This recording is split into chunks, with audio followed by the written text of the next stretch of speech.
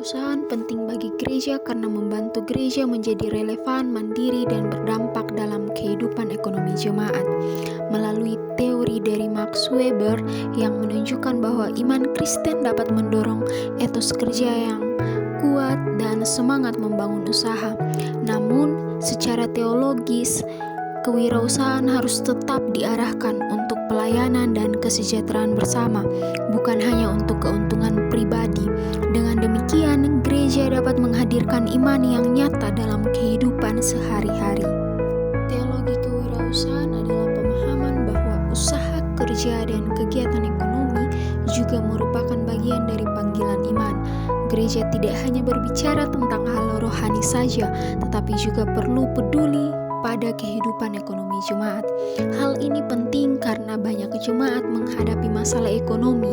Oleh karena itu, gereja dapat menolong melalui pelatihan usaha dan pemberdayaan.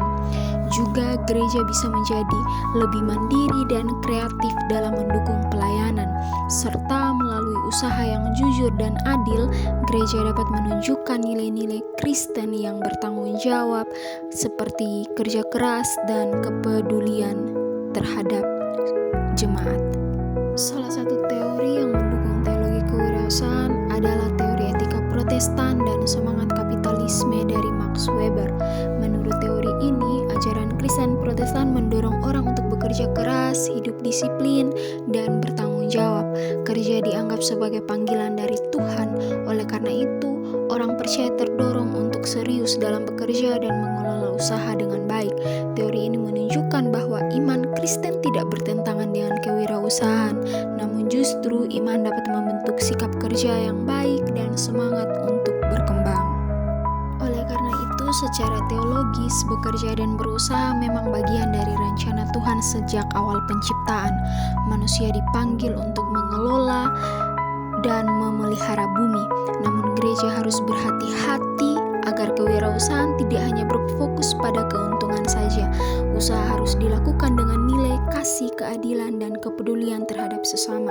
Keuntungan ekonomi seharusnya dipakai untuk melayani, bukan untuk memperkaya diri sendiri. Jadi, kewirausahaan dalam gereja harus tetap berakar pada iman dan kasih Tuhan. Dengan demikian, gereja yang hidup adalah gereja yang bukan hanya berbicara tentang berkat, tetapi menjadi berkat nyata bagi jemaatnya. Ketika gereja berani, mandiri, dan memberdayakan, di sanalah iman menjadi nyata dan berdampak. Dan iman yang sejati tidak hanya berdoa, tetapi juga bekerja dan berkarya bagi sesama.